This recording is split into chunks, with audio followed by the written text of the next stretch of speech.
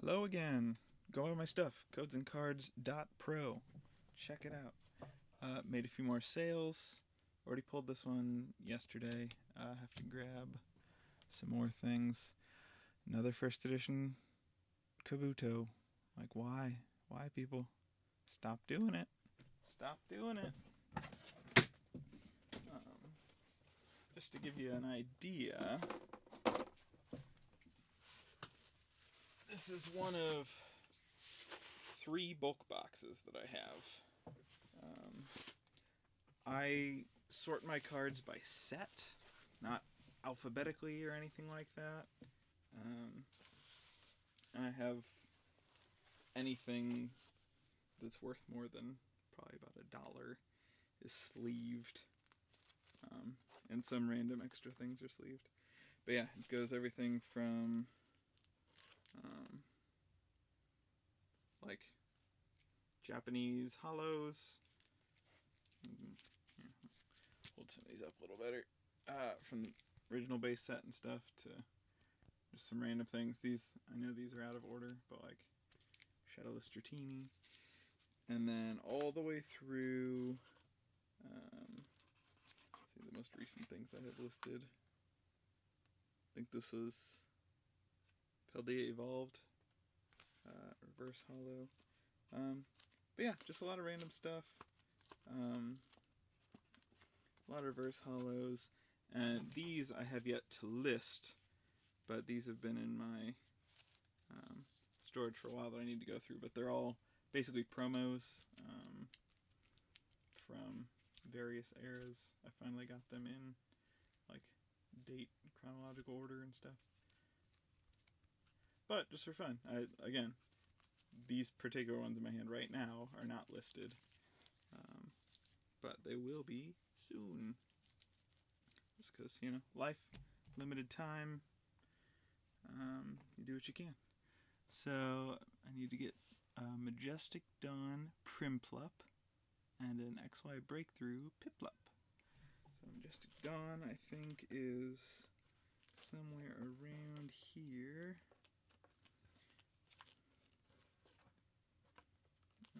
Is this Majestic Dawn? I want to say it is.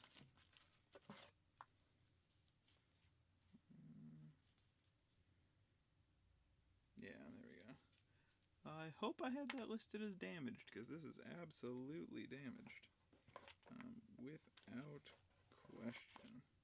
Yeah, this thing is beat up. But yeah. Oh yeah. Had it damaged and it was 10 cents.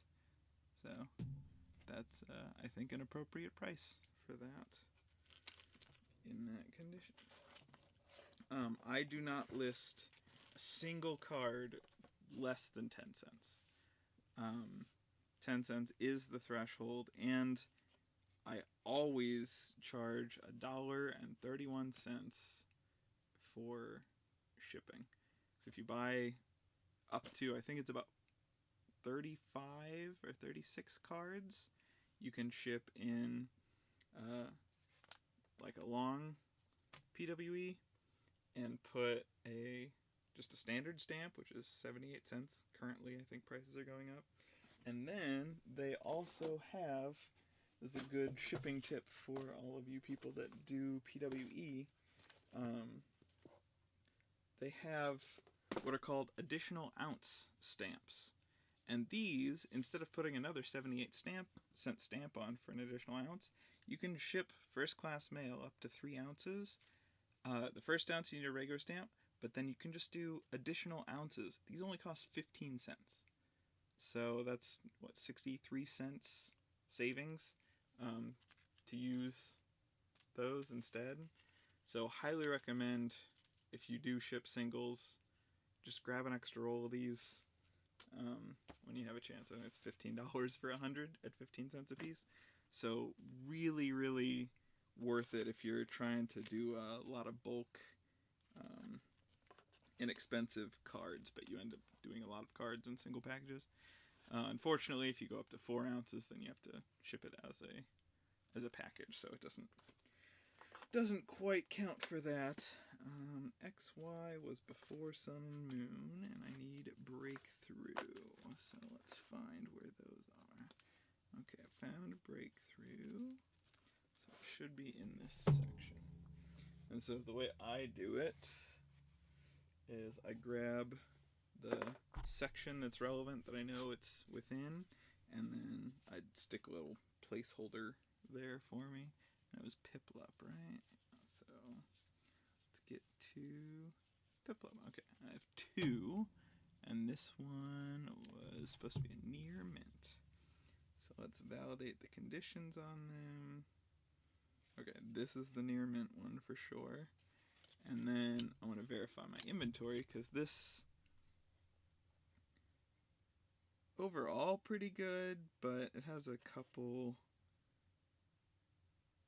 like with the amount of surface damage there is, and like, so I don't know how well you'll be able to see it in the camera, but like it looks okay from a distance, but if you look up close, like especially right there, that's like a chunk out of the middle of the border on the card on the back.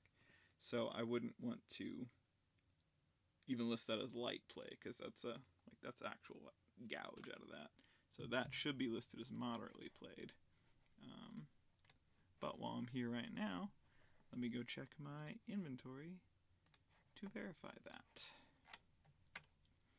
So quick into Piplup, because I can absolutely make mistakes, and I always double check. Yeah, see, I have it listed as light played, so I have to fix that. Because again, I listed a lot of these cards a long time ago. And so for relatively cheap cards like this, like I'm listing that for 25 cents. It doesn't really matter, like 20 cents, 25 cents. If someone's going to buy the card, if they're looking for that specific card, they're either going to go for the cheapest, or they're adding that card because you also have it in stock. So that 5-cent difference, ultimately it doesn't matter, at least for my opinion, for a moderately played card. If it was near mint, then people might be more inclined to look for it, so then you might want to have it at a lower price. But I would assume that if anyone does purchase this as moderately played, that 5 cents isn't gonna make a difference to them. So that's nice, and now I can put these back. I end up just, where I grab the chunk of cards, I just stick like a pen or something in there to hold it, so I can just put them back where they were. And then more people buying old cards. So I don't remember if I showed last time, but these are currently just a handful of the vintage cards that I pulled out. For whatever reason, I just like listing my lowest quality cards first. So I just went through very quickly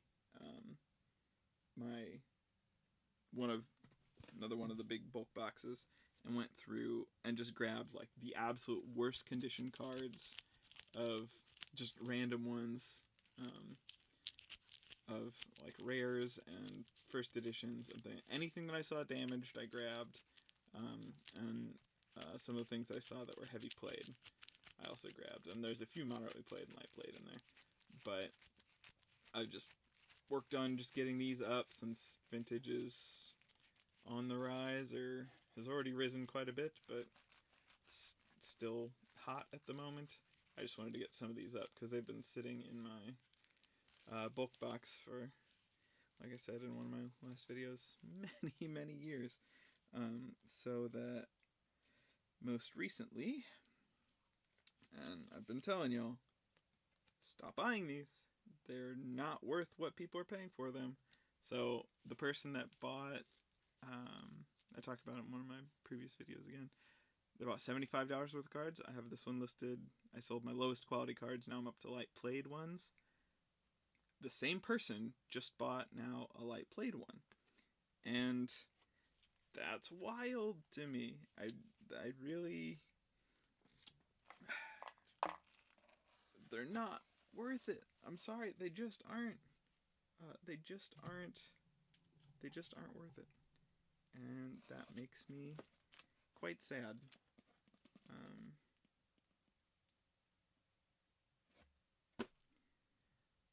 I don't know what you like.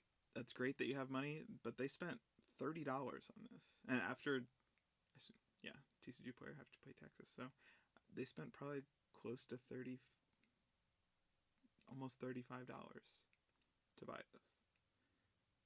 This is not worth it. Guess what I got for $35? That. Which one would you rather have? This is light play. Like, honestly, I'd put it in moderately played. I tried to buy a near mint copy, but it definitely was not near mint. But that, again, just reach out to the seller. I was like, hey, here are the problems with the card.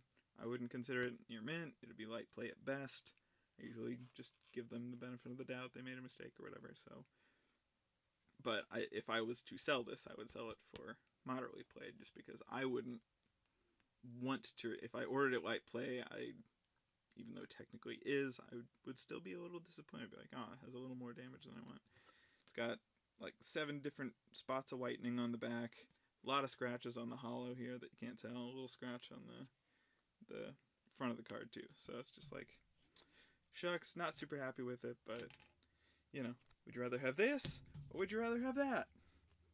This is better than this. This is nonsense. But hey, that's just my opinion. You do what you want and what makes you happy. So I hope that the people that are buying these are doing it for the right reasons. And if you're speculating, you might get lucky. It might go up a little bit higher, but man, of all the things you could speculate on and put money into and hope for a return, why first edition Kabuto? I just don't understand. And maybe that's just me. I'm not the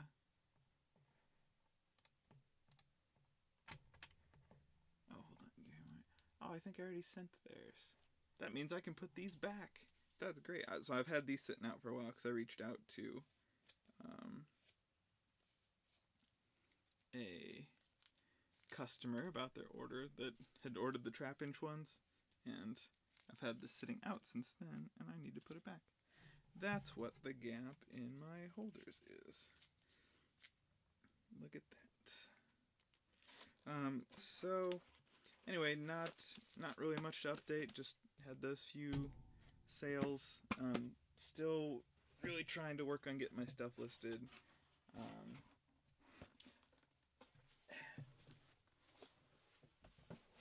Really want to quit my day job, but it also is really nice to have the stable income. So I know I railed about, focus on yourself, invest in yourself. Well, I've been doing that for 10 years now, and so I feel like I'm finally ready to get to a point of having that investment pay off and give myself some time back, because I've been working so hard and buying up Pokemon inventory, just slowly what I could afford, just whatever extra I have. I finally have enough inventory, probably way too much if I'm being completely honest. And I would love to be able to quit my job, just sell all of that, and if it ends up turning into a business that I can keep going, cool. But if it's just also a one-time thing, like, honestly, I probably have enough to take a break from working for 2 or 3 years, which would be, that would just be wonderful. That would be so nice, just to be able to relax and just enjoy life for a bit. Would really, really be great. So that is my target goal. Like, I know I said $10 million in the bank. Like, sure, that's the dream, but my real target goal is just to have enough money to be able to live without having to work a whole lot. So, it's one of those things. Everybody's different. I don't necessarily think you should do the same thing I did. It's working out fine for me so far, but also live life the way you want it. I'm happy to provide any assistance I can if you have any questions on stuff. At some point I'll show my full inventory and everything, because there is a lot. Oh shoot, I forgot to get. Sorry, I had another. I need to grab my first edition Bellsprout. I missed that one. So yeah, I had four sales that I'm packing up now. So, back into the group, and I honestly don't have an ideal setup for how I'm doing this stuff. I have to constantly move things around to get back to these cards. I take that lid off and then take the lid off again. Like, I don't have high shelves, and I don't have just like an empty area where I can put some shelves in and have all the bulk boxes laid out and have like a little shipping packing station. Unfortunately, I live in a very small house, very limited space, especially with the mountains of inventory, and so that's part of the reason why I'm trying to go through and clear it all out and get rid of it, because I would like to reclaim space, I'd like to reclaim time, I'd like to reclaim some of the investment. So just working toward that, and I've limited availability to do that, but I'm doing my best, doing everything that I can to get my life in order and get everything set up how I want it to be, and be able to take breaks and be able to relax and have fun and just do whatever. So that's it. Just ramble.